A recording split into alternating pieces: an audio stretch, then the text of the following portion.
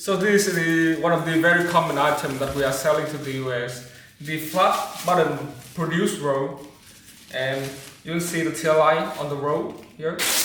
Very easy to tear off. This one is 12 by 17 inch and 12 micron. One roll has about 350 to 500 pieces per roll. The paper core is 38 by 44. So this is the standard size and it can fit into any dispenser in the US. I'll test the tail lights once again. Very easy to tear off. And you can see the heat seam here. We are making them with 2 heat seam lines.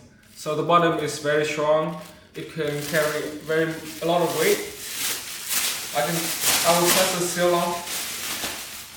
You'll see it's still very strong. It doesn't break. And in the US, all produce roll has the warning printing on it, and we very familiar with this law, and we have done this many times. So all produce roll in the US have the warning printing here. The print up here you can customize up to your requirement. If you don't want this, you can just print the normal warning, like this one. This one here, it just has the one warning line, no vegetable printing. And you can also see how clear the back is. It's almost see-through. It's very high quality, strong bottom.